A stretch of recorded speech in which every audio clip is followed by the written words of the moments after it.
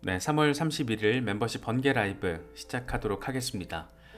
3월의 마지막 날입니다. 참 흥미진진했던 3월이었고 많은 분들께서 의미 있는 수익률을 아마도 정상적인 투자만 하셨다라면 얻으시지 않았을까 생각이 듭니다. 만에 하나 혹시라도 3월에 내가 어떤 수익률을 제대로 달성하지 못하셨다라면 그거는 뭔가 노이즈가 껴있는 거예요. 그래서 나의 전략적인 투자 스탠스가 어떻게 되는지를 한번 점검해 보시는 것도 이제 진짜 본격화된 강세장을 맞이하는 데 있어서 상당한 의미 포인트가 되지 않을까 생각됩니다.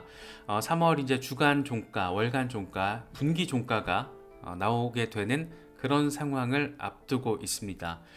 그래서 비트코인이 지금 7만 달러 주변에서 흔들흔들 하고 있는 모습을 우리가 바라볼 수 있는데 일단은 69,400달러 위에서만 주간 종가, 월간 종가, 분기 종가가 확인이 된다라면 땡큐 소머치 상황이다. 뭐 이렇게 지금 정리할 수 있는 그런 모습입니다.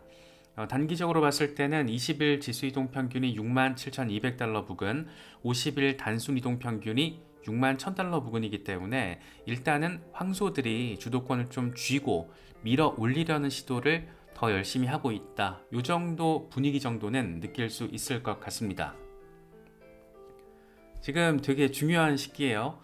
비트코인 역사에 있어서 가장 높은 주간 종가를 어쩌면 바라볼 수 있는 그런 상황입니다. 한 번도 없었던 주간 종가, 거의 7만 달러 주변에서 주간 종가가 나와주면 역사상 최고 수준의 주간 종가가 나와주는 거고, 그렇게 월간 종가, 1분기 종가까지 형성이 돼 준다라면 4월 비트코인 반감기를 앞두고 아주 의미 있는 상황을 우리가 기대해 볼 수 있는 그런 기대감을 고조시키는 거라고도 바라볼 수 있을 것 같습니다. 그래서 더 바라지도 않아요. 지금 수준으로만 딱 종가가 마감이 돼주면 얼마나 좋을까, 그런 생각이 좀 드는 것 같습니다.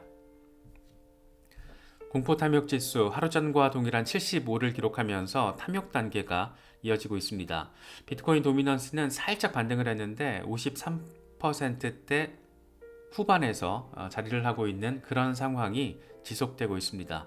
아직은 비트코인 중심의 장세가 펼쳐지고 있다는 것을 느낄 수 있는 부분이고, 다시 말해서 뭐 알트들 펌핑 일부 나오곤 있는데 아직 시작도 안 한 거다, 뭐 이렇게도 정리를 할 수 있겠죠.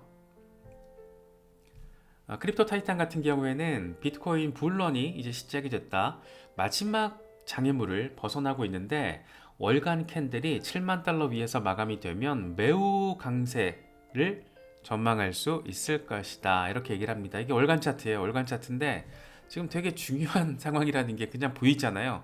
이전 강세 사이클의 고점, 고점에서 지금 돌파 지지를 받으려는 시도, 이게 지금 7만 달러 지지 테스트, 다른 말로는 7만 달러 부근의 저항 라인을 지지 라인으로 전환시키는 테스트가 성공을 할 경우에는 쭉 나아간다. 이번 강세장 전반 내년 하반기까지 얼마? 20만 달러. 뭐 이런 얘기를 하는 거죠. 표현이 재밌어요. 자석이 끌어당기는 거예요. 끌어당기는 거, 끌어당기는 거, 끌어당긴다. 어디까지? 그냥 얼추 보이는 숫자는 24만 달러네요. 스탁머니 리잘드 같은 경우에는 이건 주간 차트입니다. 지금까지 우리가 본 건 아직 일어나지 않은 일에 비교를 하면 아무것도 아니다. 주간에 10% 이상 상승한 주간은 반감기 전보다 반감기 이후 1년 안에 훨씬 더 자주 발생했다. 뭐 이렇게 얘기를 하고 있어요. 그래서 사실 이번 달 3월 한 달이 굉장히 의미 있는 시간이었잖아요. 비트코인이 미지의 영역으로 우리를 안내했습니다. 7만 3천 달러라는 정말 생각지도 못했던 그런 가격이 반감기 전에 신고가가 나와준 겁니다. 통상적으로 반감기 전에 신고가가 나온 적이 이번에 처음이에요. 없었어요.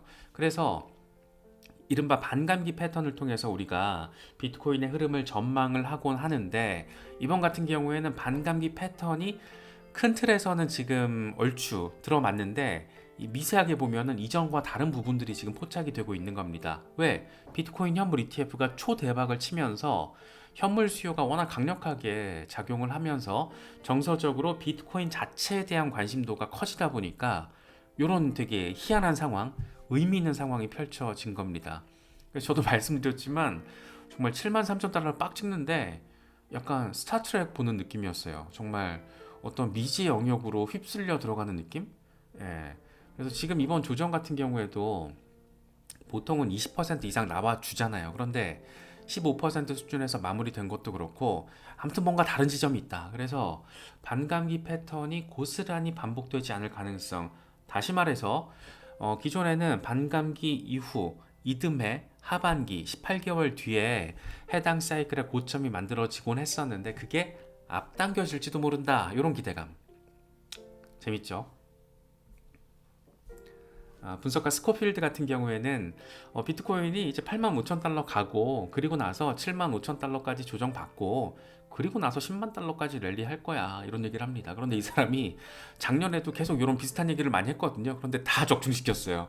되게 재밌는 사람이에요. 그래서 이번에도 얼추 이거 맞는 얘기로 느껴지거든요. 저렇게 될 것 같아 라는 생각이 드는데 8만 달러 돌파 이후에 다시 7만 달러 초중반까지 조정이 나올 거예요.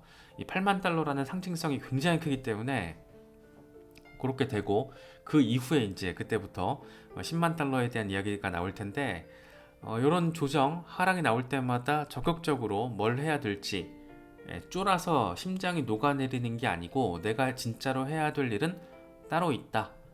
연내 2024년 10만 달러를 위해서 나는 뭘 어떻게 그런 상황에 대비를 해야 할까? 뭐 이런 부분들도 체크를 하시면 좋을 것 같습니다. 비트코인 반감기 진짜 얼마 안 남았습니다. 이제 18일 남았어요. 그래서 지금 현재 네트워크 상황에서는 4월 18일로 예상이 되고 있습니다.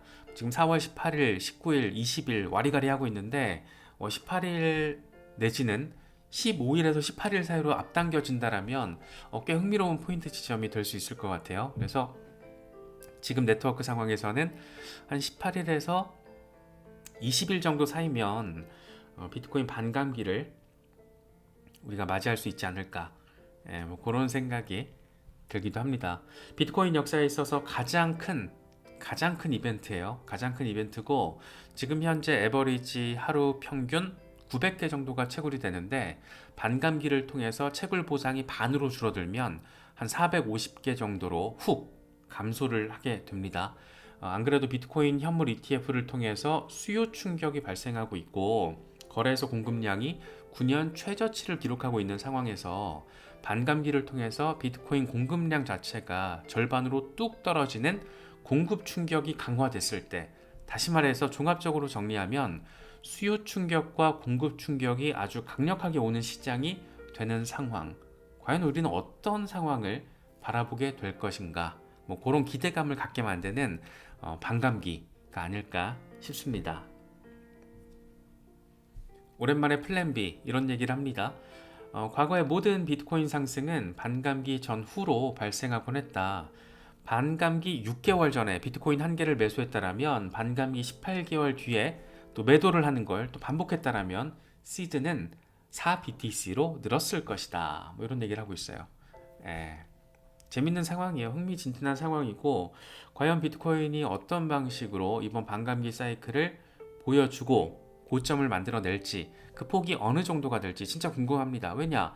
비트코인 현물 ETF를 통해서 비트코인이 처음으로 월가의 제도권 자산 안으로 지금 들어갔기 때문에 또 그게 지금 울트라 초대박을 터뜨렸기 때문에 어떤 방식으로 이런 상황이 진행이 될지 너무 궁금한 지점이 될 수밖에 없을 것 같습니다.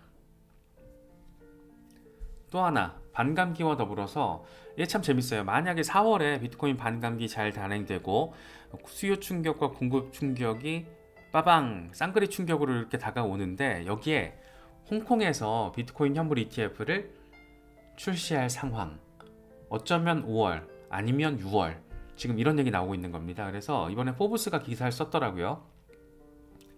홍콩에서 비트코인 현물 ETF를 허용을 하게 되면 또 다른 거대한 지진이 가격 변동성을 확대할 가능성이 있다. 당연한 얘기죠. 지금 이렇게 미국 비트코인 현물 ETF가 난리가 났는데 홍콩에서 지금까지 아시아의 금융 허브 역할을 해왔던 전통 금융의 역사에 있어서 그런 홍콩에서 비트코인 현물 ETF를 승인을 한다. 언제? 5월 또는 6월. 아시아에서 크립토 허브가 되고 싶은 야욕이 굉장히 강한 곳. 어디? 홍콩. 그리고 싱가포르.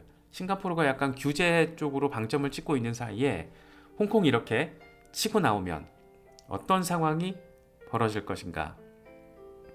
이런 지점들도 굉장히 재미있는 포인트가 될 수밖에 없고, 또 하나는 중국의 상황인 거죠. 비트코인을 표면적으로는 전면적으로 금지하고 있는 중국. 그런데 홍콩을 통해서 비트코인 현물 ETF를 승인할지 모른다라는 그런 기대감이 강화되고 있는 상황. 중국에 있는 금융 자본이 홍콩 지사를 통해서 비트코인으로 쏠려 들어갈 가능성이 고조되고 있는 그런 상황. 어떻게 될 것인가? 상당히 흥미롭다. 이렇게 정리가 가능하지 않을까 싶습니다.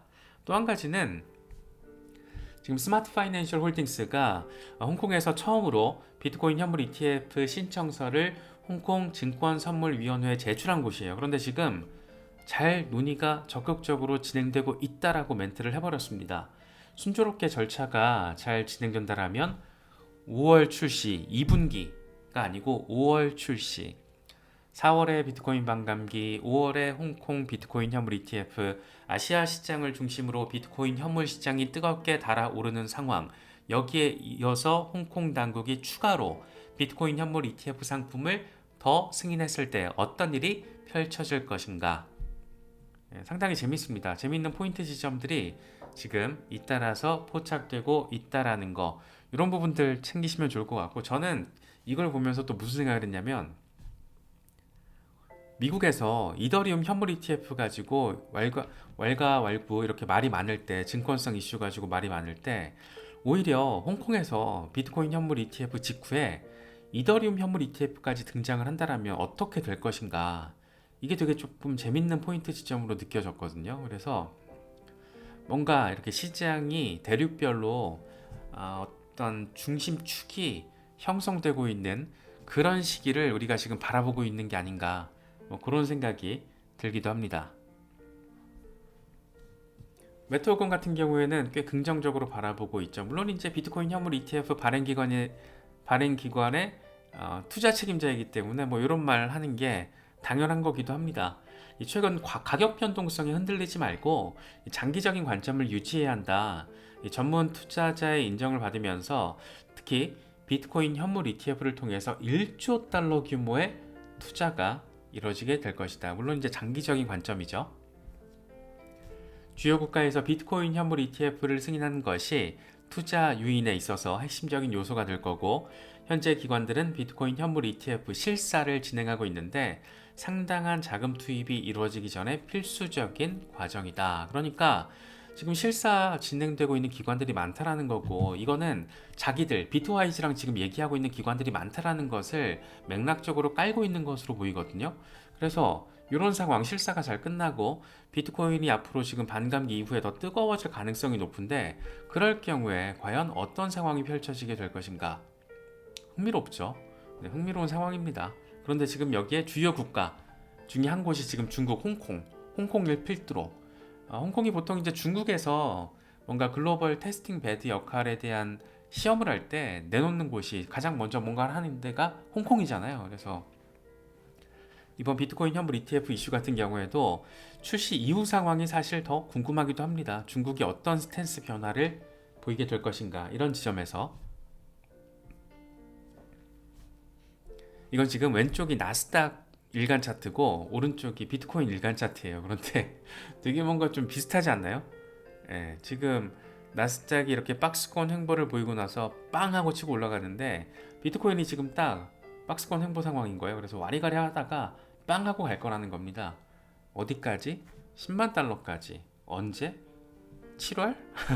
지금 여기서는 이제 7월 정도로 표시가 되어 있는데 모르겠습니다. 지금 일단 7만 3천 달러 우리가 받기 때문에 연내 10만 달러는 굉장히 현실적인 가격이 되지 않았나, 그런 생각이 좀 들기도 해요. 그래서 단기적인 변동성에 너무 내 정서가 휘둘리지만 않는다라면 이번 시장 어떤 국면 전환은 굉장히 의미 있는 포인트 지점이 될 수밖에 없다. 그런 생각도 많이 드는데, 약간 조금 마음이 흔들리시는 분들은 이런 차트를 좀 보시면서 멘탈을 좀 다잡으시는 것도 어떨까 싶어가지고 가져와 봤습니다.